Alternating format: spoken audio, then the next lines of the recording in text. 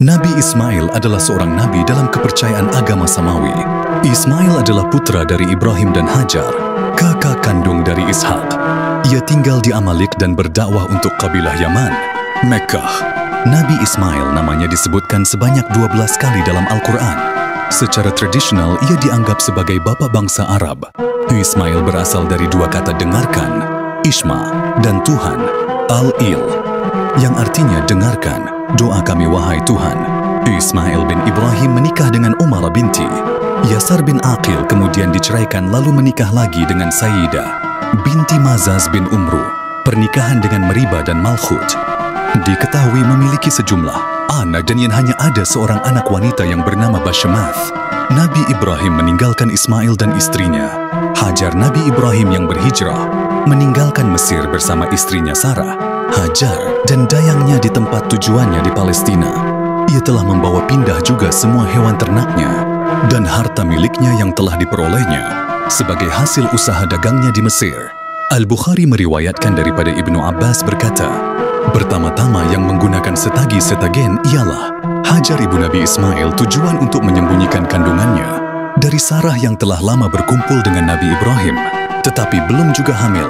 Tetapi walau bagaimanapun juga akhirnya terbukalah rahasia yang disembunyikan itu dengan lahirnya Nabi Ismail. Dan sebagai lazimnya seorang istri sebagai Sarah merasa telah dikalahkan oleh Hajar sebagai seorang dayangnya yang diberikan kepada Nabi Ibrahim. Dan sejak itulah Sarah merasakan bahawa Nabi Ibrahim lebih banyak mendekati Hajar kerana merasa sangat gembira dengan putranya yang tunggal.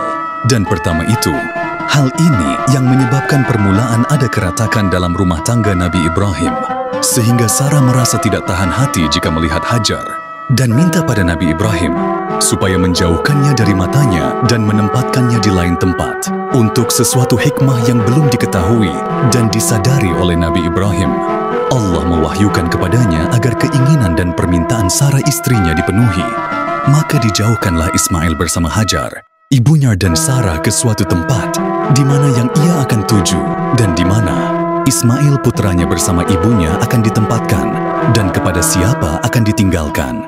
Maka dengan tawakal kepada Allah berangkatlah Nabi Ibrahim meninggalkan rumah membawa Hajar dan Ismail yang diboncengkan di atas untanya tanpa tempat tujuan yang tertentu.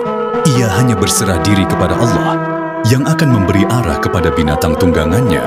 Dan berjalanlah unta Nabi Ibrahim dengan 3 hamba Allah yang berada di atas punggungnya keluar kota masuk ke lautan pasir dan padang terbuka, di mana terik matahari dengan pedihnya menyengat tubuh dan angin yang kencang menghembur-hamburkan debu-debu pasir. Setelah berminggu-minggu berada dalam perjalanan jauh yang melelahkan, tibalah Nabi Ibrahim bersama Ismail dan ibunya di Makkah, kota suci di mana Ka'bah didirikan dan menjadi pujaan manusia dari seluruh dunia. Di tempat di mana Masjidil Haram sekarang berada, berhentilah unta Nabi Ibrahim mengakhiri perjalanannya. Disitulah ia meninggalkan Hajar bersama putranya dengan hanya dibekali dengan serantang bekal makanan dan minuman. Sedangkan keadaan sekitarnya tiada tumbuh-tumbuhan, tiada air mengalir, yang terlihat hanyalah batu dan pasir kering. Alangkah sedih dan cemasnya Hajar ketika akan ditinggalkan oleh Ibrahim seorang diri bersama dengan anaknya yang masih kecil di tempat yang sunyi senyap dari segala-galanya kecuali batu gunung dan pasir. Ia seraya merintih dan menangis, memegang kuat-kuat baju Nabi Ibrahim memohon belas kasihnya. Janganlah ia ditinggalkan seorang diri di tempat yang kosong itu. Sungguh di tempat itu tiada seorang manusia, tiada seekor binatang, tiada pohon dan tidak terlihat pula air mengalir. Sedangkan ia masih menanggung beban mengasuh anak yang kecil yang masih menyusu. Nabi Ibrahim mendengar keluh kesah. Hajar merasa tidak tega meninggalkannya seorang diri di tempat itu bersama putranya yang sangat disayangi. Akan tetapi ia sadar bahwa apa yang dilakukannya itu adalah kehendak Allah Subhanahu wa Ta'ala yang tentu mengandung hikmat yang masih terselubung baginya. Ia sadar pula bahwa Allah akan melindungi Ismail dan ibunya dalam tempat pengasingan itu dari segala kesukaran dan penderitaan. Ia berkata kepada Hajar, bertawakallah kepada Allah yang telah menentukan kehendaknya. Percayalah kepada kekuasaannya dan rahmatnya. Dialah yang memerintah aku membawa kamu ke sini. Dan dialah yang akan melindungimu dan menyertaimu di tempat yang sunyi ini. Sesungguh kalau bukan perintah dan wahyunya, Tidak sesekali aku tega meninggalkan kamu di sini seorang diri bersama putraku yang sangat kucintai ini. Percayalah wahai Hajar, bahwa Allah yang Maha Kuasa tidak akan melantarkan kamu berdua tanpa perlindungannya. Rahmat dan barakahnya akan tetap turun di atas kamu untuk selamanya. Insya Allah. Mendengar kata-kata Ibrahim itu segeralah Hajar melepaskan genggamannya pada baju Ibrahim. Dilepaskannyalah beliau menunggang untanya kembali ke Palestina dengan iringan air mata yang bercurahan membasahi tubuh Ismail yang sedang menetak. Sedang Nabi Ibrahim pun tidak dapat menahan air matanya ketika ia turun dari dataran tinggi meninggalkan Makkah menuju kembali ke Palestina di mana istrinya Sarah sedang menanti. Dan tidak henti-henti selama dalam perjalanan memohon kepada Allah perlindungan, rahmat dan barakah serta kurnia, rezeki bagi putra dan ibunya yang ditinggalkan di tempat terasing itu. Nabi Ibrahim berkata dalam doanya, "Wahai Tuhanku, aku telah tempatkan putraku dan anak-anak keturunannya di dekat rumahmu, Baitullah, di lembah yang sunyi dari tanaman dan manusia agar mereka mendirikan salat dan beribadat kepadamu. Jadikanlah hati sebagian manusia cenderung kepada mereka dan berilah mereka rezeki dari buah-buahan yang lezat. Mudah-mudahan mereka bersyukur kepadamu." Munculnya mata air Zam-Zam. Nabi Ibrahim meninggalkan istrinya dan anaknya yang masih menyusu di padang Sahara. Ibu Ismail menyusui anaknya dan mulai merasakan kehausan. Saat itu matahari bersinar sangat panas dan membuat manusia mudah merasa haus. Setelah 2 hari, habislah air dan keringlah susu si ibu. Hajar dan Ismail merasakan kehausan dan makanan telah tiada sehingga saat itu mereka merasakan kesulitan yang luar biasa. Ismail mulai menangis kehausan dan ibunya meninggalkannya untuk mencarikan air. Si ibu berjalan dengan cepat hingga sampai di suatu gunung yang bernama Syafa. Ia menaikinya dan meletakkan kedua tangannya di atas keningnya untuk melindungi kedua matanya dari sengatan matahari. Ia mulai mencari-cari sumber air atau sumur atau seseorang yang dapat membantunya atau kafilah atau musafir yang dapat menolongnya atau berita, namun semua harapannya itu gagal. Ia segera turun dari Syafa dan ia mulai berlari dan melalui suatu lembah dan sampai ke suatu gunung yang bernama Marwah. Ia pun mendakinya dan melihat apakah ada seseorang, tetapi ia tidak melihat ada seseorang. Si ibu kembali ke anaknya dan ia masih mendapatinya dalam keadaan menangis dan rasa hausnya pun makin bertambah. Ia segera menuju ke Syafa dan berdiri di atasnya. Kemudian ia menuju ke Marwah dan melihat-lihat. Ia mondar-mandir, pulang dan pergi antara 2 gunung yang kecil itu sebanyak 7 kali. Oleh karenanya, orang-orang yang berhaji berlari-lari kecil antara Syafa dan Marwah sebanyak 7 kali. Ini adalah sebagai peringatan terhadap ibu mereka yang pertama dan nabi mereka yang agung, yaitu Ismail. Setelah putaran ke-7, Hajar kembali dalam keadaan letih dan ia duduk di sisi anaknya yang masih menangis. Di tengah-tengah situasi yang sulit ini, Allah Subhanahu wa Ta'ala menurunkan rahmatnya. Ismail pun memukul-mukulkan kakinya di atas tanah dalam keadaan menangis. Lalu memancarlah di bawah kakinya sumur Zam-Zam, sehingga kehidupan si anak dan si ibu menjadi terselamatkan. Si ibu mengambil air dengan tangannya dan ia bersyukur kepada Allah Subhanahu wa Ta'ala. Ia pun meminum air itu beserta anaknya dan kehidupan tumbuh dan bersemi di kawasan itu. Sungguh benar apa yang dikatakannya bahwa Allah Subhanahu wa Ta'ala tidak akan membiarkannya selama mereka berada di jalannya. Kafilah musafir mulai tinggal di kawasan itu dan mereka mulai mengambil air yang terpancar dari sumur Zam-Zam. Tanda-tanda kehidupan mulai mengepakkan sayapnya di daerah itu. Ismail mulai tumbuh dan Nabi Ibrahim menaruh kasih sayang dan perhatian padanya. Lalu Allah Subhanahu wa Ta'ala mengujinya dengan ujian yang berat, perintah menyembelih Nabi Ismail. Pada suatu malam, Nabi Ibrahim bermimpi dalam tidurnya di mana ia diperintahkan untuk menyembelih anaknya Ismail oleh Allah Subhanahu wa Ta'ala. Mimpi itu membuat hati Nabi Ibrahim bergejolak. Namun sebagai pecinta sejati, ia tidak menggugat perintah Allah Subhanahu wa Ta'ala itu. Nabi Ibrahim adalah penghulu para pecinta.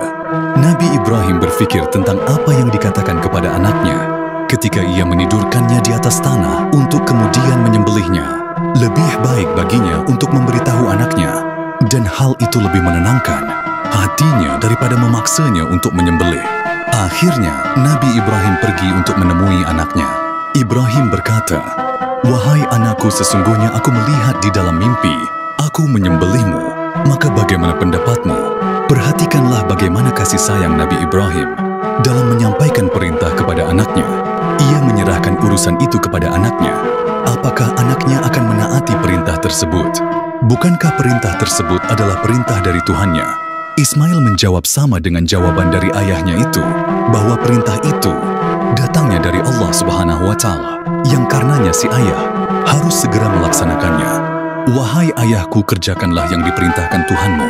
Insya Allah engkau mendapatiku sebagai orang-orang yang sabar." Perhatikanlah jawaban si anak.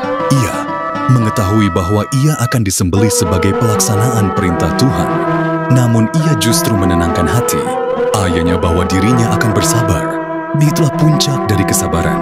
Barangkali si anak akan merasa berat ketika harus dibunuh dengan cara disembelih sebagai pelaksanaan perintah Allah Subhanahu wa Ta'ala. Tetapi Nabi Ibrahim merasa tenang ketika mendapati anaknya menantangnya untuk menunjukkan kecintaan kepada Allah Subhanahu wa Ta'ala. Kita tidak mengetahui perasaan sesungguhnya Nabi Ibrahim ketika mendapati anaknya menunjukkan kesabaran yang luar biasa. Allah Subhanahu wa Ta'ala menceritakan kepada kita bahwa Ismail tertidur di atas tanah dan wajahnya tertelungkup di atas tanah sebagai bentuk hormat kepada Nabi Ibrahim, agar saat ia menyembelihnya Ismail tidak melihatnya, atau sebaliknya. Kemudian Nabi Ibrahim mengangkat pisaunya sebagai pelaksanaan perintah Allah Subhanahu wa Ta'ala. Tatkala keduanya telah berserah diri dan Ibrahim membaringkan anaknya atas pelipisnya, dan nyatalah kesabaran keduanya. Pada saat pisau siap untuk digunakan sebagai perintah dari Allah Subhanahu wa Ta'ala, Allah Subhanahu wa Ta'ala memanggil Ibrahim. Selesailah ujiannya, dan Allah Subhanahu wa Ta'ala menggantikan Ismail dengan suatu kurban yang besar. Peristiwa tersebut kemudian diperingati sebagai hari raya oleh kaum muslim, yaitu hari raya yang mengingatkan kepada mereka tentang Islam yang hakiki yang dibawa dan diamalkan oleh Nabi Ibrahim dan Ismail. Ismail membantu ayahnya membangun Ka'bah. Ismail dibesarkan di Makkah, pekarangan Ka'bah. Apabila dewasa beliau menikah dengan wanita dari suku Jurhum. Walaupun tinggal di Makkah, Ismail sering dikunjungi ayahnya. Ayahnya menerima wahyu dari Allah agar membangun Ka'bah. Hal itu disampaikan kepada anaknya. Ismail berkata, "Kerjakanlah apa yang diperintahkan Tuhanmu kepadamu, dan aku akan membantumu dalam pekerjaan mulia itu." Ketika membangun Ka'bah, Nabi Ibrahim berkata kepada Ismail, "Bawakan batu yang baik kepadaku untuk aku letakkan di satu sudut supaya ia menjadi tanda kepada manusia." Kemudian Jibril memberi ilham kepada Ismail supaya mencari batu hitam untuk diserahkan kepada Nabi Ibrahim. Setiap kali bangun, mereka berdoa, "Wahai Tuhan kami, terimalah daripada kami amalan kami. Sesungguhnya Engkau Maha Mendengar lagi Maha Mengetahui." Bangunan Ka'bah itu menjadi tinggi dan Ibrahim makin lemah untuk mengangkat batu.